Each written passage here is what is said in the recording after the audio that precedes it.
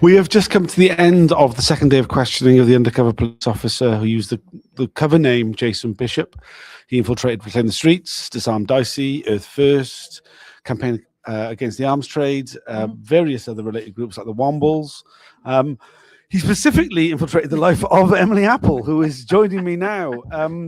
It's been a frustrating day of questioning. It really feels rushed. It really feels like there's so much that we didn't get through.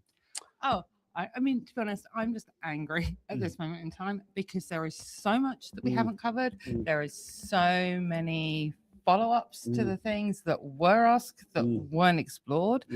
And I mean, and actually, there's probably stuff that I can't talk about that are in the documents that haven't been followed up on. I'm just realizing as I've started to talk about it. We told the inquiry all along. They originally had him listed for a day. Yep. This was because John Mitting said it was an unremarkable deployment. Yes. Thankfully, Common Sense intervened, and as well as Monday, which only covered 2 years of his 7-year deployment. He was called back for today, though he didn't get started with his evidence until 12:30 today, because obviously there was another witness booked in for the morning, which was totally understandable, Lois Austin, which we've covered in detail already. But yeah, in terms of the questioning that we did have today of Jason Bishop, I mean, we started off with the 2001 Dicey. There was a great deal about that. And all the stuff that I don't have any reporting on, that he he said he agreed with all my memories. So I put in my statement about the fact that we spent a day driving to this lockup in Canning Town, like moving leaflets and props and stuff like that. I spent half the day with him on the day itself. I went to months of meetings with him, and I've got no reporting from that period whatsoever.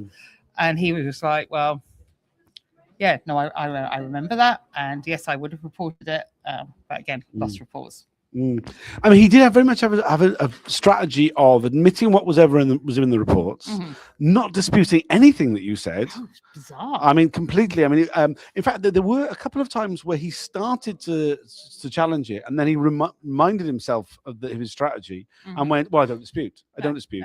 No, he didn't dispute. I think there might have been one thing that he disputed. The only thing that he disputed that I said was that he came to our houses a lot. Yes. And that was just bizarre because he came to our houses all the time. He claimed twice, maybe 3 times, only once to Victoria's house. And he was adamant about that. I know, and really strangely as well. And this was one of the follow-up questions that I wanted to ask, because we did covert actions with him. Now, we did covert actions, obviously, in the middle of the night, 2, 3 in the morning. We weren't doing those leaving from a pub. We were leaving from one of our houses to do these actions. And he said he was on these actions. So he was obviously there.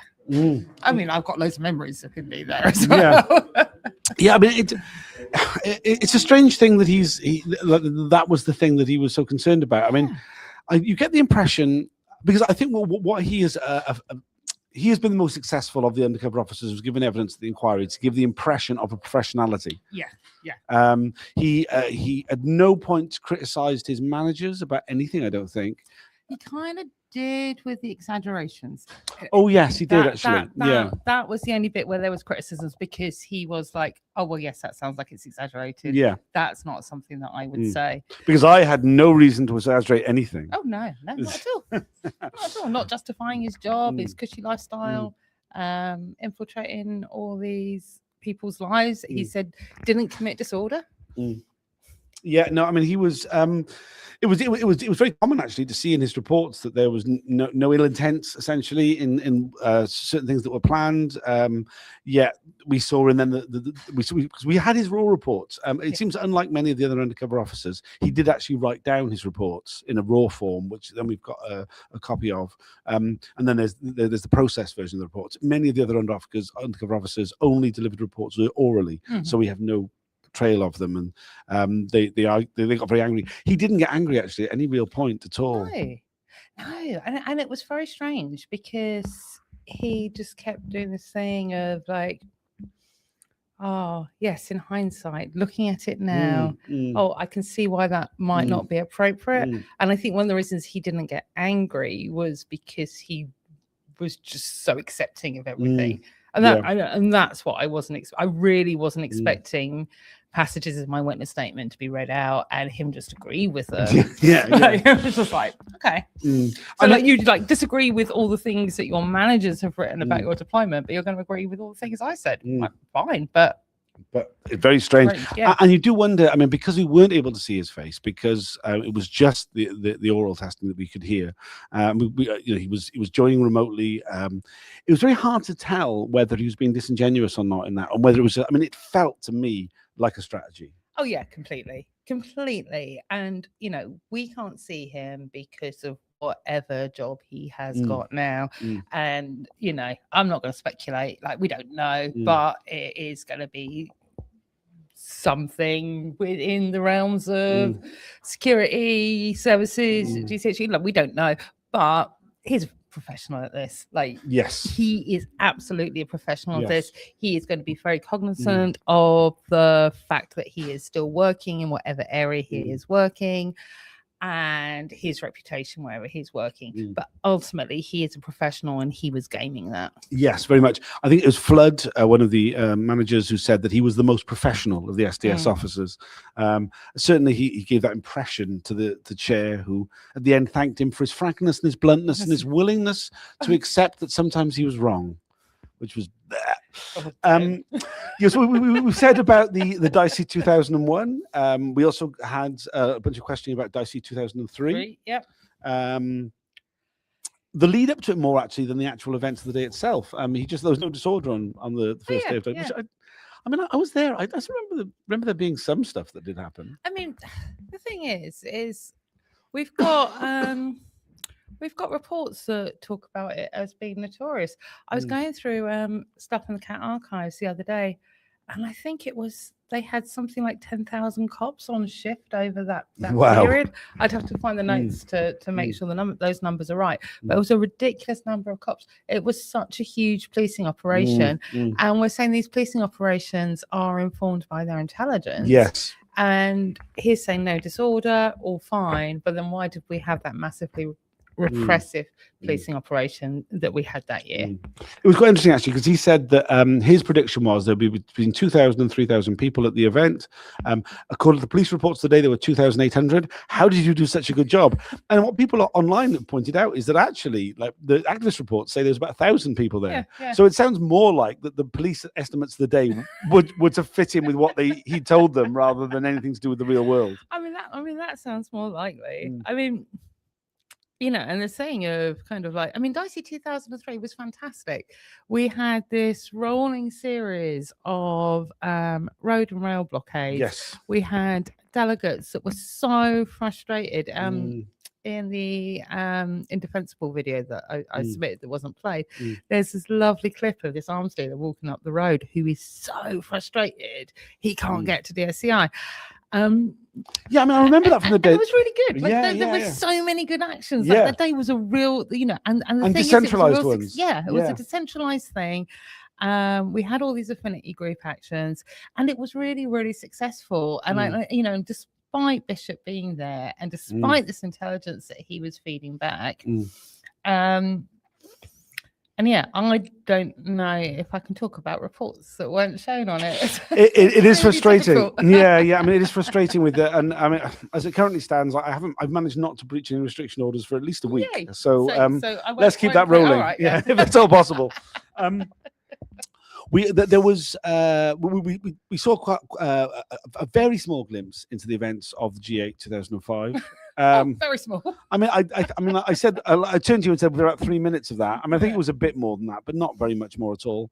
Obviously, he was arrested, and we had this really weird thing where he went through the arrest. He talked about an insane arrest. I mean, you were in the car with him, as well as HN60, the other undercover officer who supposedly he moved in with about 18 months before True Spies was shown on television because of what might happen in True Spies, which doesn't make any sense.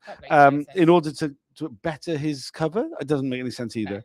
But anyway, so you were in the car with the two of them in a van full of people who've been picked up from a squat in Glasgow to go to the camp in Stirling, and there's 5 riot vans, 12 police motorcycles, 3 police dog vans surround you and arrest you, put you into a waiting prison van. moved multiple times through the night before being put in front of the sheriff the next day, and given a caution. Now, was a caution? No, sorry. It all got magically dropped.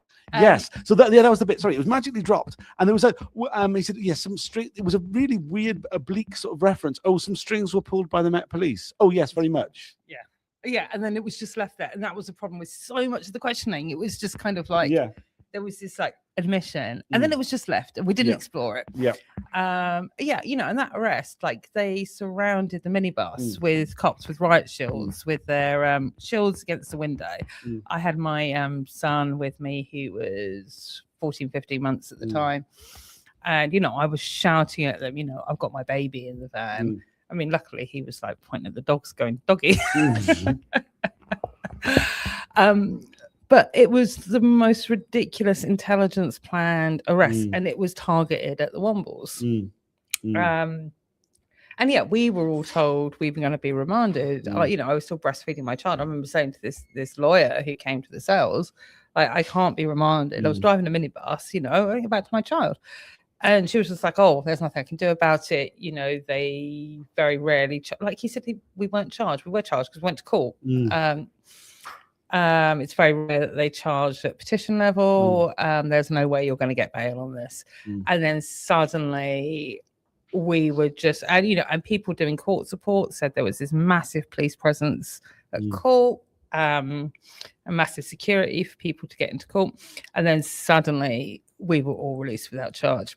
And actually, interesting, when we were investigating Bishop, that was one of the things that came up for us investigating him, was the fact that was just dropped in such a weird way, because we all thought it was strange at the time, the way it was suddenly dropped.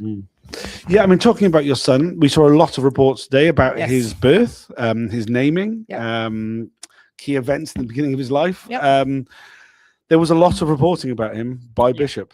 Yeah, it's absolutely disgusting. He, the first report on his birth and his full name was when he was 6 days old. I mean, it starts actually before he's born with the pregnancy. Yeah, absolutely. And like Bishop today is like, "Oh yeah, well, that probably wasn't appropriate that I reported on her pregnancy." Oh, and he had this great line that he reported on my pregnancy so that public order police would know that I was pregnant, and so wouldn't give me such a hard time. Well, it was interesting actually, because he started saying that, then he realized how ridiculous it sounded, stopped himself. And I mean, credit to Daisy Monaghan. I've got a lot of criticism for her questioning, but she picked up on that and says, "I think you were saying that, but the reality is that what the forward intelligence team, the way they treated you during that time period, suggests that there was no such thing." Oh my God, no such thing at all. I mean, she didn't cover half the incidents that happened. There was another incident at the Greek embassy when we had a demo in solidarity with Simon Chapman, who was in prison in Greece at the time, sort of fitted up by the Greek police, and was on a hunger strike. And it was just kind of like a photo call outside the Greek embassy. And it was like a summer's day. I was showing by then.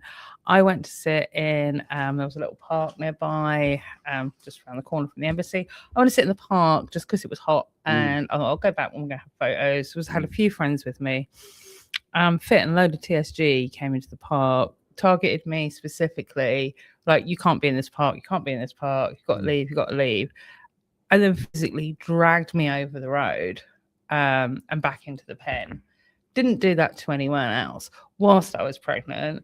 I got pushed in the stomach while I was legal observing at Dicey.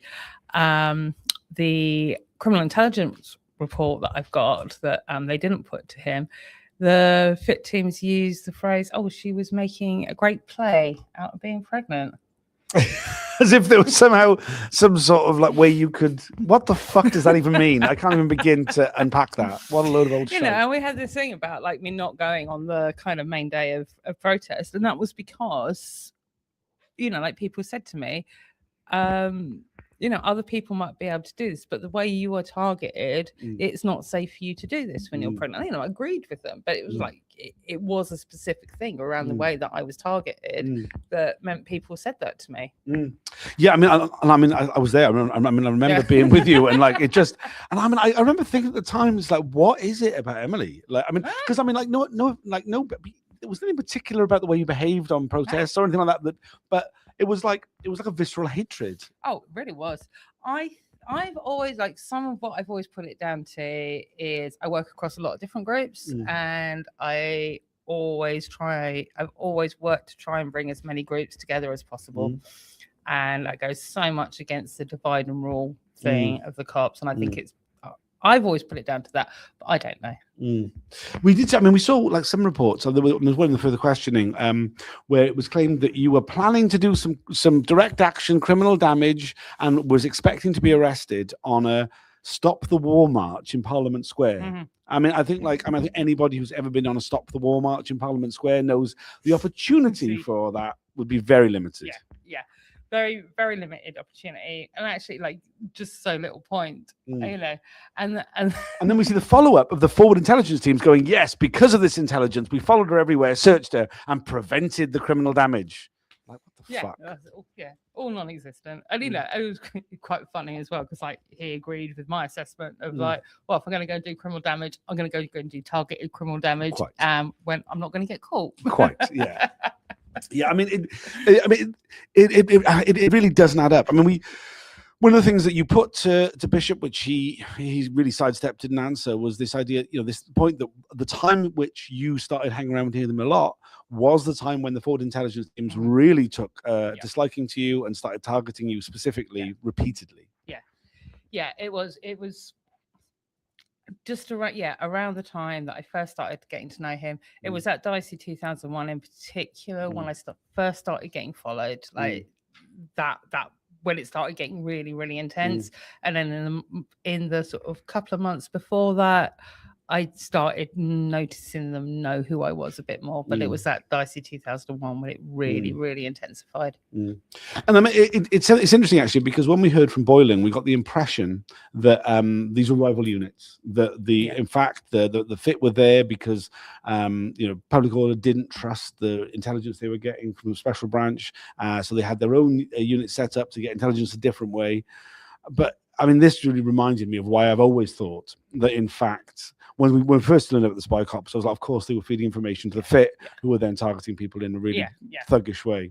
And I think even if there was rivalry between them, that does not negate the fact that they were feeding them information and feeding them targeting information. Yeah, absolutely. And it reminds me of something that Niall said this morning when we were talking about the kettling of May Day 2001. It was this desire by the police to punish protesters that didn't have the ability to charge, didn't have the ability to take into custody, didn't have the ability to put in prison. So we'll find other ways of punishing them for daring to mobilize. Yeah. No, absolutely. It's just kind of like whatever they can do to repress, to harass, to deter. It's political policing every single time. We didn't, with the lack of questioning on anything, we never actually quite got to the questions around why Dicey and Disarm Dicey was targeted. And we had the statement saying that we were targeted because of the financial value of the arms trade to the state. It's got nothing to do with what we did. It was because the state cares about the arms trade. Which it speaks volumes about the morality of the state, right? Yeah, absolutely. One of the incidents which he was questioned on, but very frustratingly we didn't get to see all the evidence about, was the Farnborough Air Show Gala dinner. An incident where there is some very revealing video footage, which the inquiry decided not to play, but they did show it to him outside the hearing. Yeah, they showed it to him just before the hearing, and it's video evidence from one of the forward intelligence teams who were at the site. I found it in my cellar last year. That was a surprise finding out in my cellar. No bottles of wine? No, just VHSs of Spy Cops. The life of an activist, comrades. The life of an activist. But yeah, I mean, it's a really compelling piece of footage. It relates to an action that yourself and others were partaking in. Basically, essentially, a piece of street theatre. Oh, it was a piece of street theatre. We had these dismembered dolls from the pound shop that I'd covered in. I can't remember if it was red paint or food dye. Can't remember now. And they were doing some presentation of a ceremonial sword. He kept coming back to the lake, throwing things in front of a car, which even he said wasn't criminal damage anyway. And I've got no recollection of that. It was more just to have these things and kind of go, this is the result of the arms trade. Yep. Now, I had a 7-month-old baby, and trying to get props together and cover them in fake blood and have them dry in time wasn't really very manageable with a 7-month-old baby, so they were a bit damp, so there's this you can see in the video I have these bag of dolls that are a bit damp. So we get there and we're immediately kind of, in his words, manhandled into this pen. He kind of completely admits it was a disproportionate policing response to what we were doing. I get sort of singled out to be stopped and searched. He grabs my bag and tries to pull me back, which again, we didn't sort of come back into the kind of him obstructing police bit. And eventually I get thrown on the floor and arrested for going equipped to commit criminal damage. The person I was arrested with, who also had dolls on them, had the dolls returned to him, whereas I was charged. And I always thought that the charges were dropped because it was utter bullshit. It was just kind of like, I had a bag of dolls, bit of fake blood on them. I wasn't going to do anything with them. Anyway, turns out, so he was listed as one of my witnesses. So in this video, going back, in the video, there's all this footage after I've been arrested of him arguing with the cops and saying that they wanted to come and talk to me about my baby and making sure that my baby's okay. And he was asked whether that was genuine concern. And he was just like, oh, yeah, of course it was. So it's just like the implication was that he wasn't capable of feigning concern when his entire job was about feigning concern. It's just like, what? I mean, there was a lot of these sort of questions which you go, hang on, why is this? Why are we going through this rigmarole about that? It doesn't make a great deal of sense. No, none whatsoever. And he comes to custody, so I got this custody note that he's also signed that says that he spoke to my partner about my child, that they were all right. And I actually remember that day because he got me smoking. I'm still smoked now. He got me smoking again because I got released from custody. And I was so stressed afterwards. And he was smoking. I was just like, oh, somebody give me a cigarette. But the charges eventually got dropped. But they got dropped that it went all the way up to commander level of all these things. And they said that I was fabricating my defense. Basically, the way of it, it can't be sugar-coated. They are accusing me of being prepared to commit perjury and being prepared to pervert the course of justice. And Bishop reiterates this in his witness statement, that he couldn't possibly have breached legal privilege because I'd fabricated my defense. And it's obviously clear that I haven't fabricated my defense from all the reams of evidence that I've got. But it's this thing, it's just kind of like, it's really lucky that I have got so much evidence. This, if I hadn't kept all this stuff, it would be my word against his, and it would just been, it would have just been another thing that's just accepted. Oh, that's some activist fabricating a defense. And he just kind of said, oh, well, I just went off the documents when I was writing my witness statement, or something like that. But then that wasn't pursued as well. It's just all these times where there's been stuff that has contradicted stuff in his witness statement. But it's an official document to the inquiry that is, that he's kind of gone, oh no, that probably wasn't right. I will just leave that then. Yeah, I mean, this was done time and again. There was one of the reasons why I think one of the many things that he did, which was very suspect, is that he very much, as sort of his professionalism, I guess, refused to throw any of his fellow officers under any buses.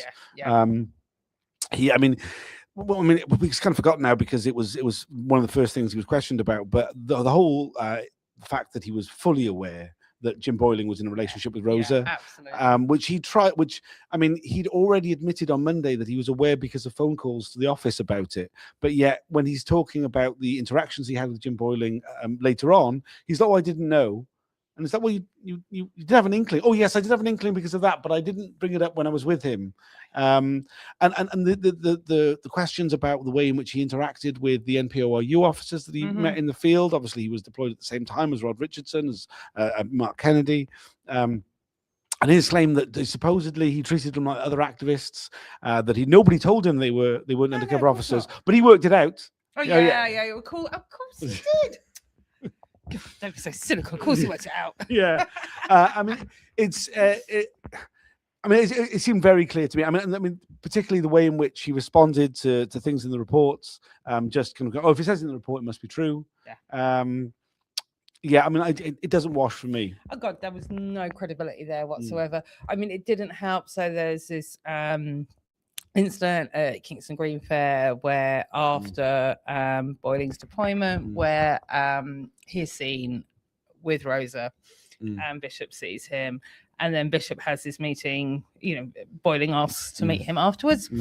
And other than being the only bit he was clear on, because it's in his statement that Boyling asked for DVDs, and the only thing he was really wanted to clarify was that there were CDs. Again, music CD. I mean, that was the most animated I've heard in the whole day. Definitely. And it's also like, I wanted someone, you know, the follow-up question I wanted on that was, well, were they still pirated CDs? Like, that's, you know, that's still illegal. Like, doesn't matter if they were DVDs or CDs, that would still be illegal. I mean, I wonder if it's because he kept reiterating on Monday when he was questioned that the DVDs that he produced were very poor quality, that nobody would really want them. And then it's because the follow-up is if a fellow undercover officer wants them, they must be half decent at least. It didn't add up at all. I mean, it didn't help that during the questioning, Daisy got the years completely wrong. I mean, she kept doing this throughout the questioning. There were so many times when I was messaging Lydia just going, got the years wrong again. I mean, Kingston Green Fair, that incident didn't happen in 2002. We didn't do a stall at Kingston Green Fair in 2002. It could well have been 2003. I mean, you know, there was a few years when we did them. And that didn't help. And there were a couple of, you know, again, we didn't come back to it. She asked him about May Day 2002. Yes. And then he couldn't remember which one that was. And instead of kind of getting the information, I could have told her which one it was. I was there, I helped organise it. You know, we just got brushed over again. Moved on from, we had this a bit with some of the Earth First Summer gatherings, which there was a lot of questions about those. And he was like, oh, which one was that? I was like, oh, somewhere in the West Country. I don't know where. And it's like, come on, man. Come on. I mean, like, you're not prepped. Deeply frustrating. There was he admitted to being at the very first, the 2003, which was in Yorkshire, for summer gathering, which was the first time there was a meeting about planning for the G8 in Scotland, which Kate Wilson was chairing. You know, in a relationship with Mark Kennedy at the time. You know, it was just before, I think maybe. Before that. Sorry, I apologize. But it was, you know, he was asked about that. I fluffed that. I mean, like the question was fluffed completely. The question was completely fluffed. Yeah, it really did. She didn't seem to get at the point of the question at all. Absolutely. And then just moved on. Which I mean, he was quite happy to do. Yeah, absolutely. And I mean, this was the problem. She was so rushed, and you know, in fairness, I mean, it's not saying much. She was slightly better than she was on Monday. Well, but you couldn't get much worse than she was on Monday. So, you know. But because of that, it's, you know, every single thing that needed just a little bit more drilling down into. I mean, the questions on Kate in particular were appalling because she missed the point of the question. She didn't ask them properly, and then didn't come back to them. Yeah. No, frustrating. We've had some comments. Please, if you are able to comment, please do. We'll speak to all of it. One hilarious claim he made that was all the dope he smoked with activists was not in their homes, but in the during the meetings in the Royal Festival Hall. Yeah. That was something where she went, in the Royal Festival Hall, and he was like, "Oh yes, oh it was before the smoking ban." And then he started saying, "Oh well, maybe it was on the terraces." Yeah. I mean, but just the idea that somehow, that before the smoking ban, we could all smoke joints in public. Yeah, come on, that was not the case. Ridiculous. A farce. I mean, if you are able to like and share, and there's 94 people watching, only 7 of you have liked it. I know it's cringe to ask, but it makes a huge difference to how visible these videos are. There's others. We often get a lot of these ones which are not particularly, nothing particularly else there. We heard a bit about the GM crops that he was allowed to trash. We had a number of questions about that. I think it's a really key, important issue because he says that the fact that the CPS decided not to charge the Greenpeace activists for that first one meant that the SDS considered that was the barometer. That meant if the people weren't being charged for it, it meant their officers could go out and commit criminality. But he kind of fudged that as well, Very because much. there's like confusion on the dates and which ones he was involved in. I tried to have a quick look back through his authorizations to see what crime he was authorized for before that date, but I didn't. It's a 122-page document, and you can't actually just do like control find on inquiry documents, which is one of the most frustrating things ever. I spend my life going, I know I've read this in a document, and actually then having to like scan them because you can't just find things in them easily. I mean, this is one that there are so many ways in which the undercover policing inquiry has made itself a very difficult inquiry to engage with, to follow. And I mean, many of them people are very aware of because they run up against it. I mean, particularly today, a typical day of difficulties in following the evidence. But there are so many of these extra things, like the way that these blank PDFs, essentially images, which you can't search the text at all. It just makes everything is just made as difficult as possible. It feels, and like some of it, I don't think is deliberate. Like bless your heart. I mean, some of it is absolutely. Some of it is. Some of it is just, I don't know, incompetence. I mean, you know what I mean? Like, I think there's a balance. But what I would say, and we talked today about the first mental health breakdown I had because of policing, and I had a second one. And this process has been stressful. It's been triggering. I spent so much time like working on my statements, finding exhibits that I don't have. And I always knew this process would be stressful in what it brings up. But what's made it so much worse, like they say they're trauma informed, but actually it's their very attitude. It's the fact that we've submitted these things 10 months ago and they're looking at exhibits like 2 days ago, that they haven't processed these things, that is just making me so angry. It's making me so upset.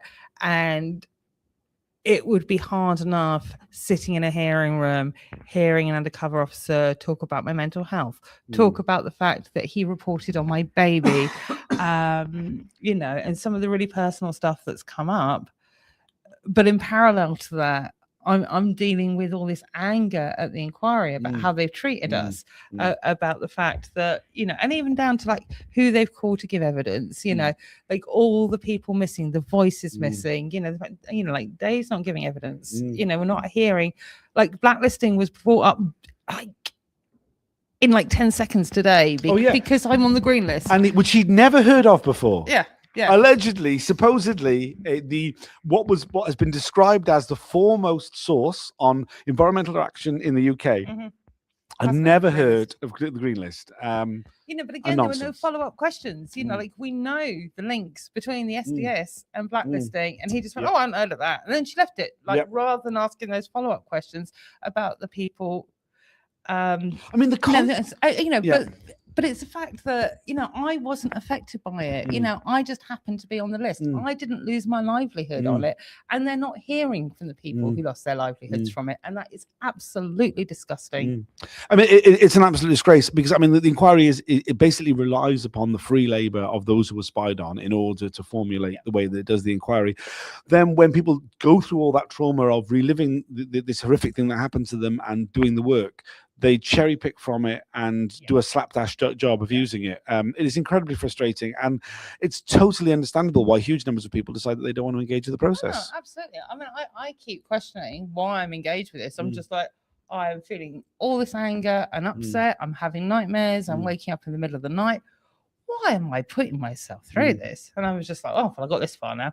It does help that I have an obsessive interest with policing, and it's been one of the main things I've worked on for years. I think if it hadn't been for that, that might have made a difference. But I do have an obsessive interest in policing, so that definitely helps. And I'm kind of at this point now, so I'm going to come and give evidence. But I do keep questioning, why am I putting myself through this? I mean, I think the way that I rationalize it is that if I wasn't here, I would still have all those problems. It's just I wouldn't be here. So I might as well have something something to wrestle with as opposed to wrestling in the dark. There's some more just more comments have come up. Gotta wonder if he was so empathetic that the discs he gave out were music CDs and not DVD was because there have been reports of his installing cracked software on activist computers. As someone who evidently had skills as a hacker, there must be at least some possibility that he was giving out software on DVD, not CD, with spyware or backdoors built in. Oh, yeah, that's another question that we had in our R10s that weren't asked. Yeah. I mean, that whole process was very frustrating because when there was a breach earlier on, which we can't talk about what the breach was about, but it was a farce. There was a 15-minute delay, and the hearing was obviously a very short time. So the Rule 10 process, where the lawyers for everybody else goes and has a chat with the counsel to the inquiry about what else could be asked, took place. That was rushed. We came back in. Supposedly that was fed into some of the questions that were asked then. And then the chair said, "Oh, are there any Rule 10s?" Daisy Monaghan goes, "Oh no, there's nothing else." Suddenly, the next room, because obviously we're in a different room. There's this sudden a load of noise from the public gallery, from the lawyers for the non-state, non-police corps participants, and the chair goes, "I think I can hear some noise off stage. Like no shit. Perhaps you should check." And we have, essentially 3 minutes of checking. Is there any further questions? She cherry picks, I think it was 2, maybe 3 questions. Yeah, and they were dealt with so briefly. And so not satisfactory. But the hacking thing again, we got shown a report on that. And one of the things that he says in his statement about Dasam Dicey is we contemplated computer misuse, but we've seen all this stuff that, that was him. He had the contacts, the email that was shown. That's not I can't remember which bit was breached. That wasn't the breach. That bit wasn't the breach. It's okay. I was slightly worried for a second there, but no, it was a different thing that was the breach. But yeah, that was all him. Absolutely, I didn't have a problem with people doing it, but I didn't have those skills. The other people, he talked about the sort of small group of 4 or 5 of us who were involved in organizing. We didn't have those skills. That was through him, and again, it's one of those things that he says that in his statement. But then we've got, even in one of the documents that was shown, it says that he has the hacking contacts, and that wasn't. It's almost explored, but it's not explored enough. And I think Ming really needs everything drawn out completely. Even with the going back to the Grosvenor House thing, he made this weird clarification to Bishop about, it wasn't breach of legal privilege if it was fabricated. That's your understanding. And he just went, "Oh, yes, that's my understanding, sir." And it's just but the whole point that's just been made is that it wasn't fabricated. Yeah. He took every opportunity to just go, "Oh, yes, that'll be fine. Yeah, well, whatever you say." Very, very frustrating, deeply frustrating process. And I think when it comes to particularly things like the hacking, I mean, I get the impression the chair has printouts of any on paper of anything that would ever exist on screen. I don't get the impression he would own a computer. So I don't think he gets it at all for any of that stuff. Can I just say one thing about his exit strategy? Yes. As well, because we had no evidence about his exit strategy. Nothing at all. Whatsoever. And I got told, oh, well, that's redacted in his statement. The point I made, well, it's not redacted in my statement. No. And then my memories, and I can talk about them. Absolutely. Because he started his exit strategy. He started disappearing for a long time. Yep. He met this woman called Kalinda, who we met a few times. And we think they have these people called support role players who are like these people who come in to enhance their cover roles. Yes. And as far as we're aware of what we suspect is she was one of these support role players. So we did meet her a few times. He supposedly goes to live in Amsterdam. Yep. So he does this sometime, I think in early 2005, maybe. Is why he sort of like disappears for a while. He weirdly retrains as a picture framer. It's a story that he gives. He gives Victoria as a cipher that she's given in the inquiry. He gives Victoria this sort of framed picture of a dicey 2003 poster. And goes to live in Amsterdam, and then just comes back occasionally. Comes back for the G8. Comes back for Dicey 2005, which we didn't cover at all today. Oh no, Dicey 2005 and the discovery of the spotter card. Right? Yeah, absolutely. I mean, a huge area in itself. That. Yeah. So much stuff around Dicey 2000. Well, just was not covered. No. I mean, after going into like incredible detail about loads of these other things. Yeah. And these are all supposed to be these major public disorder events. That, the justification for spying on us. And we've had like so little about these actual events and what happened at them. So then he goes back to Amsterdam. And at some point, Victoria's sister, she's 19, she's on her gap year. Her and her friend, not connected to any of our political movements at all, are traveling, and they decide to go to, they want to go to Amsterdam, as any 19-year-old should. Yeah, absolutely. And so he's contacted, and they go stay at this flat for 2 days in Amsterdam with him and this Kalinda woman. She says it was very sparse, that it didn't look very lived in. But it's one of the last contacts that any of us had with her. It is, this 19-year-old going and staying with him in another country.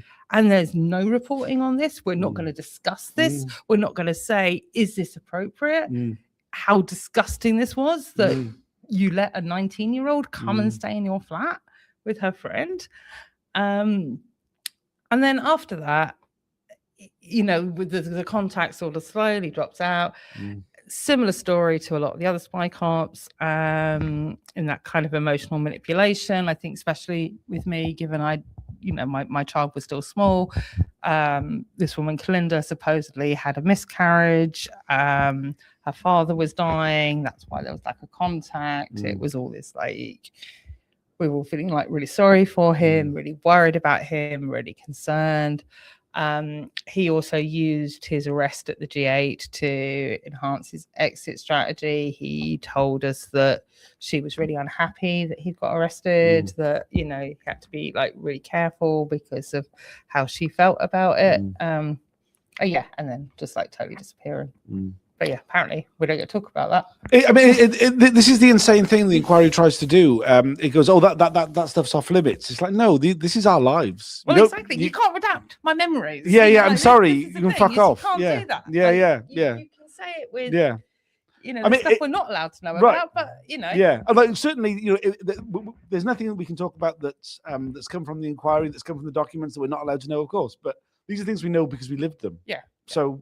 What the fuck? And then why the fuck aren't you putting them to him? Because they are the things that we lived. Yeah. And even if that goes into bits where they have to cut things, because there was a few times when she was just like, oh no, we don't need to talk about that, as if it was going into some dodgy area, and it wasn't.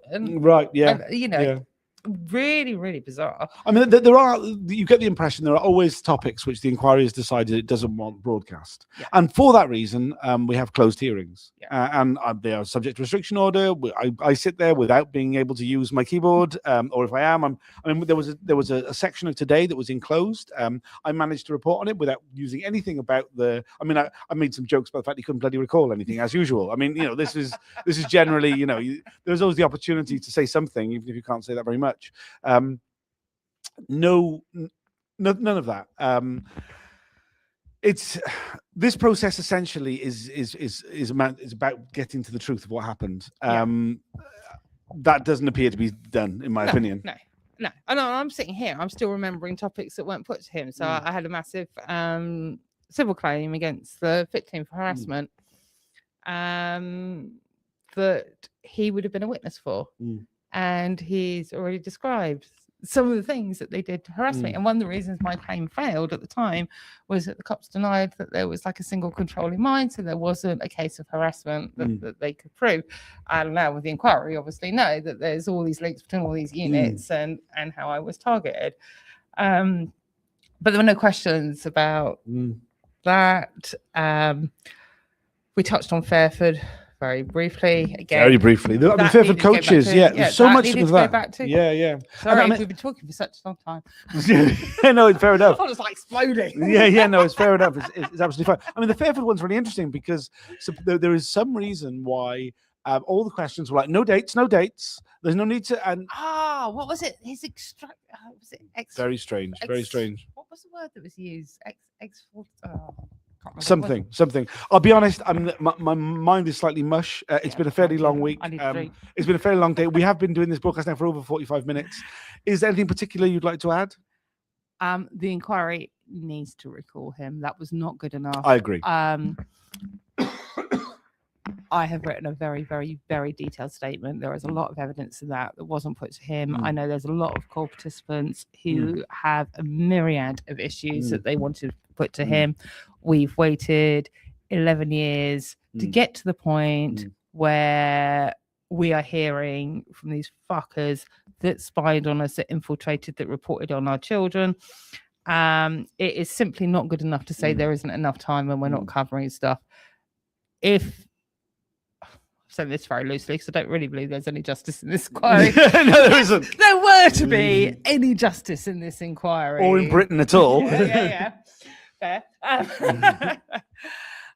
He needs to be recalled. Like if you're trying to get to the truth of these deployments, why they were there, why they're in our lives, then he needs to be recalled. There is absolutely no excuses why he shouldn't be brought back, and it's absolutely disgusting that we are in the situation we are in today with such incomplete evidence. And it was so obvious that was going to be the case. He was deployed for 7 years. Like trying to cover him in one day was never going to work. What were they thinking? Most undercover officers have a full week assigned to them with the understanding that it may be less than the full 4 days, but it's there. The space is there. I mean, because of that, Carlos Saraki is giving evidence next week. I'm sure that it'll be David Barr, Casey, who gives does the questioning, and I'm sure he will aim to complete it within 3 days, which would suggest that there will be space on the Thursday. We can have him back. If not, then there'll be plenty of other officers who are giving evidence during this phase where the Thursdays may end up being free. If not in the whole, in part. And I don't see no reason why you can't come in for a few afternoons, if not one full day. Absolutely. There is absolutely no reason why he can't be called back. And and it's not just, I mean, I've got a huge, long list of issues. Victoria has a huge, long list of issues. Everyone I know in the room, all the other CPs I know have got a huge long list of issues. Not good enough. No, not good enough at all. It is 7 p.m. We are probably going to get thrown out of the venue fairly soon. I noticed that 124 people are watching. Only 11 of you liked it. Do you not like it? Please like this. Please, whatever platform you're using. Please like, share, subscribe, all that guff. If you're able to support this work in any way you can, please follow the links. Share it. You look up the hashtag SpyCops. Visit spycops.info for the background, the podcast episodes, everything else. You are able to donate to the work that I'm doing at kofi.com/Tom B. Fowler. All the links exist in my profile. Although there's a couple more questions before we go. I'm just going to say support Tom, because we rely on his work so much. It is incredible. And it's been like for me, I live hundreds of miles away and I can't always be here. I work most days that the inquiry's on. So, you know, I do catch up with the YouTube feeds, but, you know, having your coverage is essential. Like it's been the thing that's kept so many of us connected to the inquiry. So please support Tom. Thanks, Tommy. There's a comment here from Jesse. What did he mean by the term abstracted? About why he wasn't paying attention to fair for protests or coach plans. I mean, this was an area where we're not allowed to know. I have no idea what he meant. It's really confusing. Yeah, incredibly confusing. Another comment saying, I won't miss that awful snorty noise he makes occasionally. Yeah, me neither. Yeah, absolutely. Well, thanks for joining us. We'll be back again on Monday. We'll be having 4 days of questioning of the undercover officer Carlo Soracchi, who infiltrated a myriad of anti-fascist, anti-racist groups, the Socialist Party. He deceived 3 women into sexual relationships. 2 of them we heard from, Lindsay and Donna McLean. A lot of questions about his deployment, about his fraudulent activity, about his sexual abuse. Please tune in from that, starting Monday morning, 10 a.m. We'll see you then. I'll do a recap of the week. Hopefully you'll be joining me for that recap of the week. Yeah, we'll cover everything and more that has happened during the week. So please join us for that. It'll go out on, it'll be a video live broadcast. I'll then edit it down. Last week's I haven't finished yet. I'll get that out before the end of the weekend. There's so much bloody work. Thanks for joining. We'll see you all again soon. Cheers. Cheers.